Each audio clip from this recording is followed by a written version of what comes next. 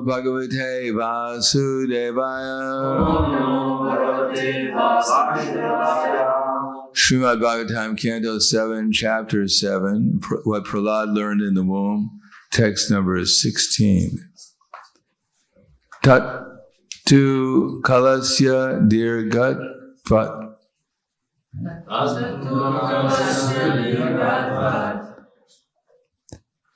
Sri Devan Matus Ebro Dade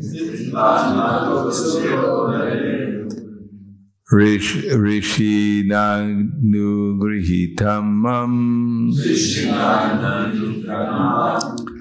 Nadu Nap Yaja Hat Smriti Tatu Kalasya Dirgadvat Street Dvan Matus Tirodade Rishi Nanu Grihaitamam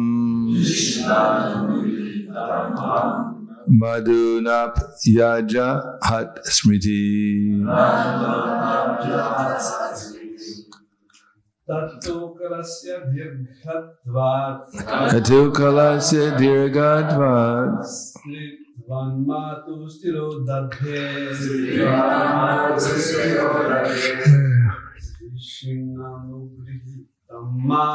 Krishna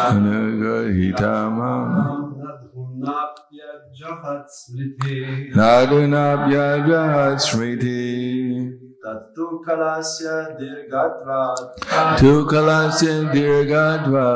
Van Matus Tirodade Sridvan Matus Tirodade Rishina Nugrihitamam Nadunapya Jahat Smriti Tatu Kalasya Dirgadvat Stritvan Matus Tirodade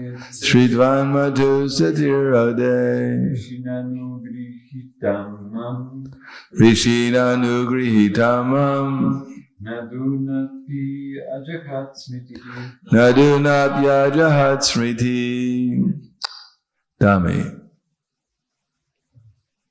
Tatu Kalasya Dirgadvat Adatu Dirgade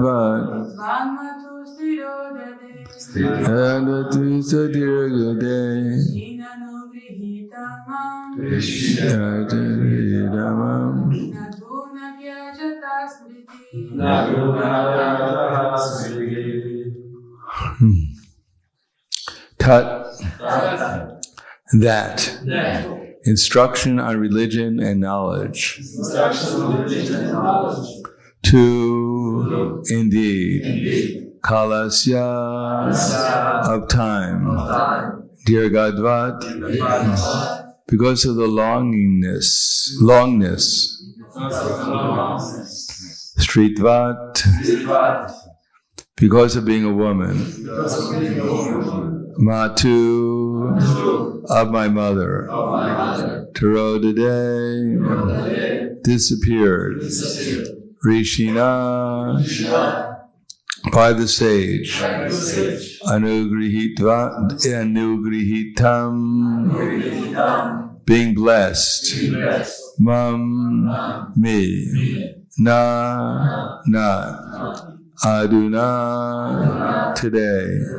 Api even. Ajahat left. Smriti the memory of Narada Muni's instructions. Translation and purport by His Divine Grace A.C. Bhaktivedanta Swami Srila Prabhupada. Because of the long duration of time that has passed, and because of her being a woman, and therefore less intelligent, my mother has forgotten all those instructions. But the great sage Narada blessed me, and therefore I could not forget them. Purport. In Bhagavad Gita 9:32, the Lord says, Mam hi partha vyapashitya yepi su papayonaya, striyo vaishyas tata sudras, tepi yanti param gatim. O son of Pritha, those who take shelter in me, though they be of low birth, women, vaishyas, merchants, or shudras, workers, can approach the supreme destination. The word papayoni refers to those who are less than shudras. But even though a woman may not be papayoni, because of being less intelligent, she sometimes forgets devotional instructions. For those who are strong enough, however, there is no question of forgetting. Women are generally attached to material enjoyment. Because of this tendency, they sometimes forget devotional instructions. But even if a woman practices devotional service strictly, according to the rules and regulations, the statement by the Lord Himself that you can turn home to Godhead, Tepi Yanti Param Gatim, is not at all astonishing. One must take shelter of the Lord and rigidly follow the rules and regulations. Then, regardless of what one is, one will return home back to Godhead. Prahlad Maharaj's mother was more concerned with protecting the child in the womb and was very anxious to see her husband return. Therefore, she could not consider very seriously the sublime instructions of Narada Muni. Tattu kalasya dirgatvat stritvan matus taro dade rishina nugrihitamam Nandunapyajahat smriti. Because of the long duration of time has passed, and because of her being a woman and therefore less intelligent, my mother has forgotten all these instructions. But the great sage Narada blessed me, and therefore I could not forget them. Om Vishnu Padaya Krishna Prasthaya Bhutale Srimate Bhaktivedanta Swami Namane Namaste Saraswatam Deve Gauravani Pacharane Nirvishesha Srinivadi Paskakyade Sadhari.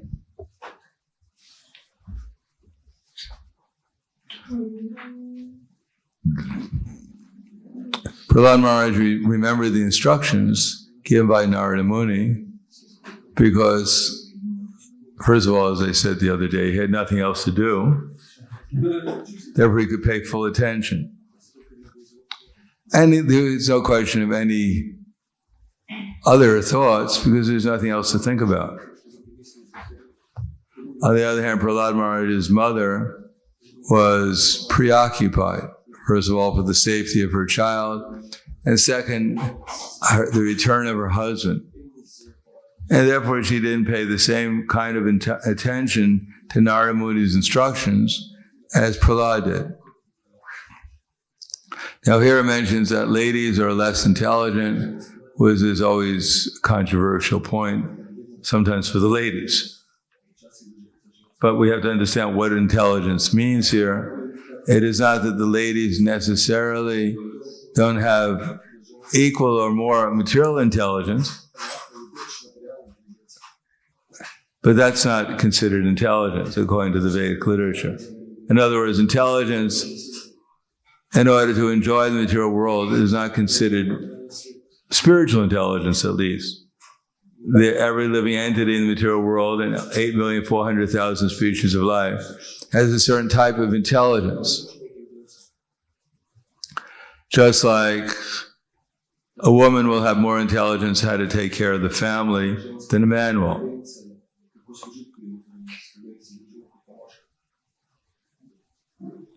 Or sometimes a woman may have more intelligence in order to get what she wants, because Krishna gives intelligence according to one's desire. So when we get a particular body, it doesn't really matter if we get the body of a dog or a vulture or a mouse. We get a certain type of intelligence along with it that goes with the body. Otherwise, it wouldn't work. If you had the intelligence of a vulture and you were in a mouse's body, it would be very uncomfortable. You kept on flapping your little paws in order to get, so you can find some mouse, but you are a mouse. So Krishna gives exactly the type of intelligence necessary in the 8,400,000 species of life in order to at least survive in the material world. In order to see 2 miles down a dead body, you need a certain kind of intelligence. First of all, you have to have the eyes to see, but then you need a certain amount of intelligence to be able to utilize those eyes so you can see the dead body. Similarly, to be able to smell cheese a mile away, like a mouse can, you need a kind of body that does that, but you also need the intelligence to do it. Otherwise, if you were a defective mouse, you may have a perfect mouse body, but you can't smell the cheese. So similarly, in human form of life, when we take birth, everyone takes birth in a certain body and is given a certain kind of intelligence to fulfill one's desires. Now, those who take birth as women cannot have the same desires as those who take birth as men. It wouldn't work out. You couldn't have a material world if that was true. Someone has to take care of the children. If no one's taking care of the children, then the universe wouldn't last very long. You need children to grow up to have a universe. So when one takes birth of as a woman, for whatever reason, then one gets the intelligence of a woman, how to take care of children, how to maintain the household. Now, if it was left up to the man to do that, it wouldn't work out very well. Men don't really have so much intelligence like that. And if it was left up, if the man didn't have the intelligence, how to get the resources necessary to maintain the house, then there wouldn't be a house. Of course, nowadays, everything's mixed up because people are so mixed up. They think getting resources is the whole point. So you can have a whole bunch of resources, but if you don't utilize them properly, they're useless. Because like I mentioned, Trivika Maharaj was glorifying John Lennon, how wealthy he was. They were living at Tittenhurst in the estate of John Lennon, and at that time, John Lennon was worth around 300 million pounds, which were a lot heavier back then, pounds. But Prabhupada said, what is the use of all his money? He doesn't know how to utilize it.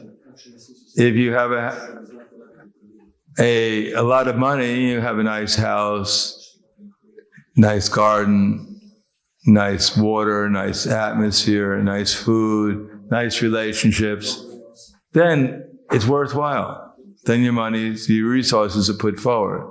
So if men are just collecting resources and women are just collecting resources, it's just a waste of time. Everyone's unhappy. They're unhappy, the children are unhappy, or the children are just animals on the street. The parents get divorced, and everything's a mess. There's no affection, there's no love, there's no relationship. There's just collecting resources. There's a bumper sticker in America they used to have. It says, whoever get the most toys at the end of life, they win. But it's the whole idea, as we can see in the Veda culture, just like in the old movies in India, we find that they're very slow compared to modern movies. No one's killing each other. If you ever see something like Sita's Wedding, did you ever see Sita's Wedding? Did you ever see Sita's Wedding? Really? It's one of the nicest movies they ever made. Did you ever see it? No. Well, you're really missing something. It's one of the nicest Indian movies they ever made. It's all about Lord Ramachandra, of course, and Sita, but it's all full of dancing and singing and colorful. And the main thing is all relationships. Affection, love, or whatever drama. It's all relationships. So they don't have to have all this violence and, explosions or whatever. Because they're actually into something that would actually touches people's hearts rather than just excites them. People just want to be excited. They're so dull. They're in the mode of ignorance. Their senses are so dull. They need, they have to hear an explosion in their mind. Oh, what happened? Where am I? You're in the movie theater. Anyone dead? Check my arm. Oh, my 2 arms still there. Not bad. Whoa, bang! Oh my God, what happened? That's the movie. Oh my God. It woke me up. I'm trying to sleep in this movie theater. It's not wake me up. So people are so dull, they need all this so-called excitement, stimulation. But in the Vedic culture, in actual culture, then people actually want relationships. They want the mood of love and affection and care and attention, whatever else. Because they have, even if there's some passion there, there's some goodness also, some understanding what life is about. If we go to the spiritual world, don't expect, there's all these exciting things go on. You go there, bang, bang. Where am I? You're in the spiritual world. Wow, it's really exciting here.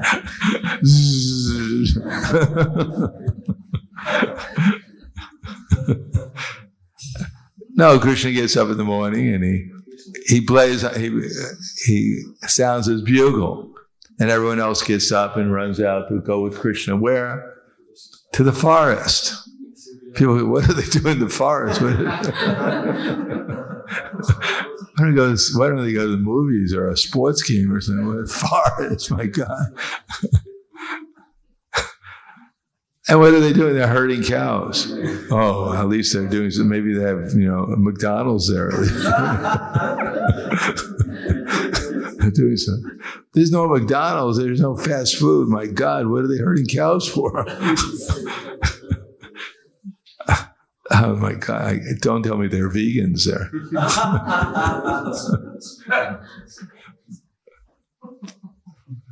So people can't understand what relationships are, but that's all there is going on.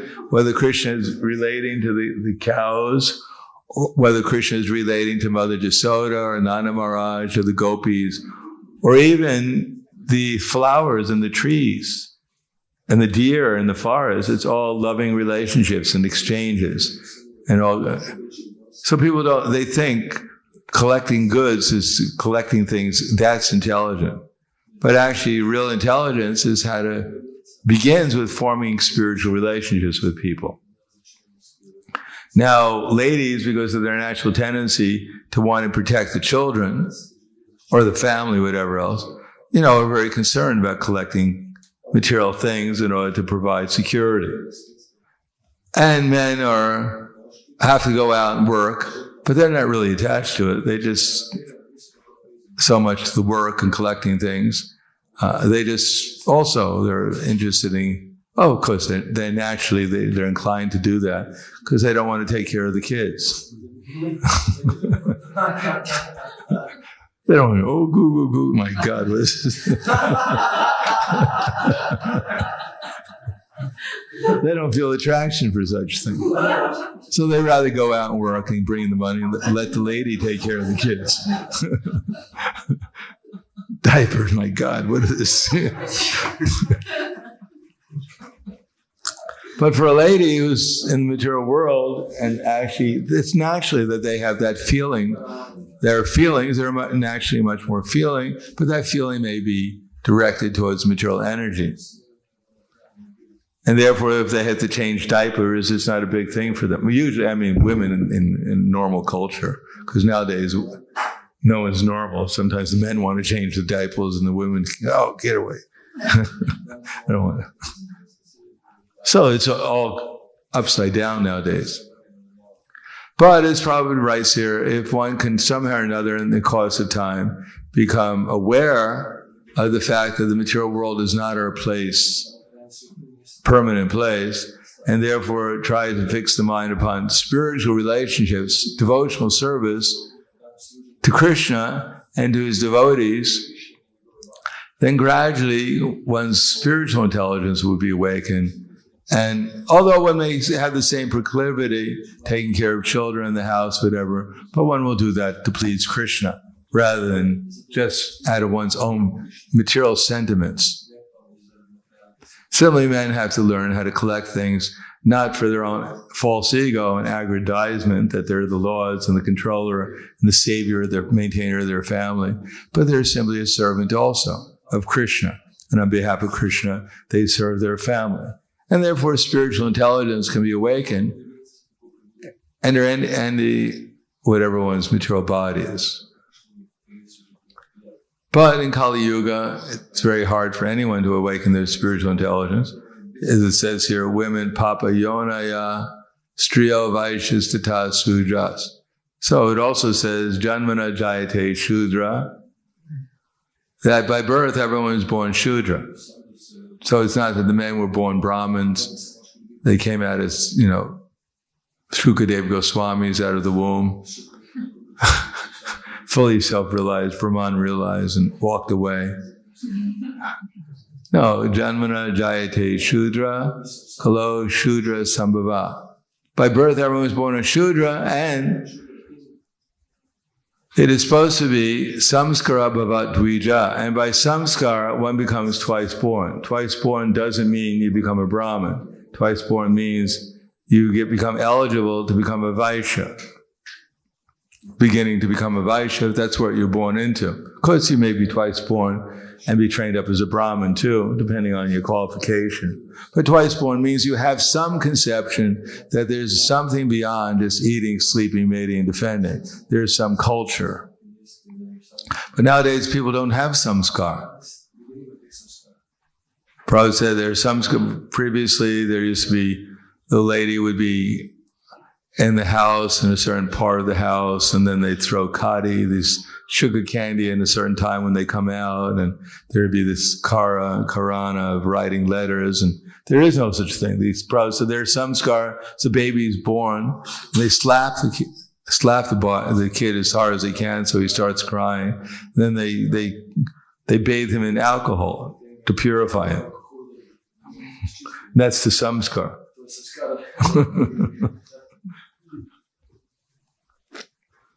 So we can't expect the men to necessarily, by birth or by education, are any more intelligent than the women are nowadays. Matter of fact, the men, because of lack of proper direction, many times have become less intelligent. They engage in sense gratification even more than the women do. Because women, generally speaking, if they're half sane, they want a family.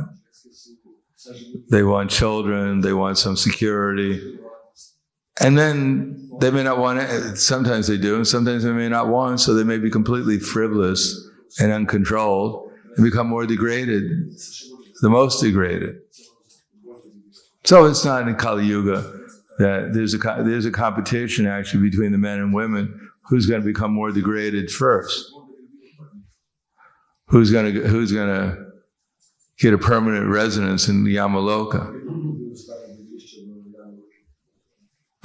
So the purport is that ultimately we have to consider that without devotional service, especially in Kali Yuga, because there is no culture, people have no safety net, either they take to Krishna consciousness for now, or they'll go to the darkest regions of existence, no matter who they are, men or women. So it's not that in Kali Yuga all the men are going to heaven and the women are going to hell. No, they're hand in hand going to hell together.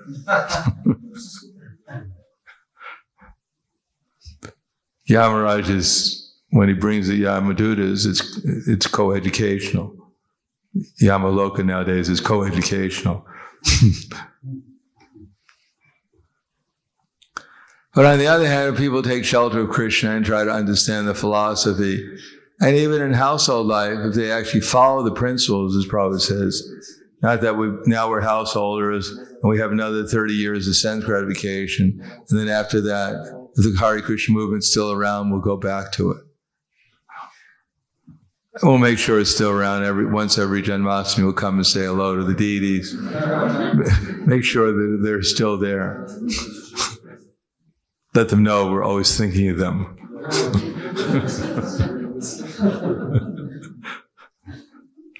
No, if one gets married, then morning and evening, the husband and wife, probably right, should sit down morning and evening, chant Hare Krishna together, hear Srimad Bhagavatam, Bhagavad Gita, worship the deities, and that way the household life will become spiritual.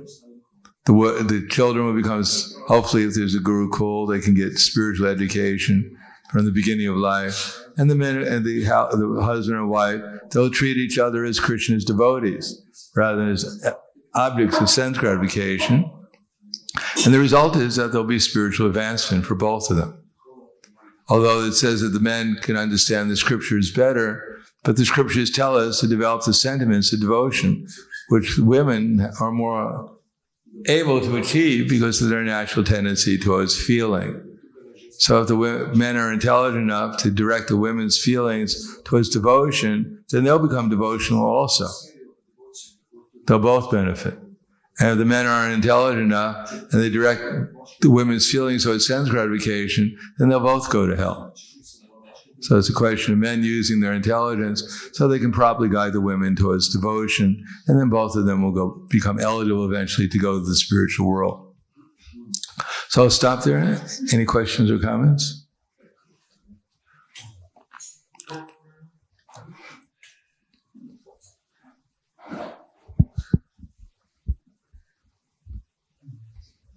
Well, it's good. That's talk about this. Usually this is a very delicate subject matter. If there's no questions, it's probably good.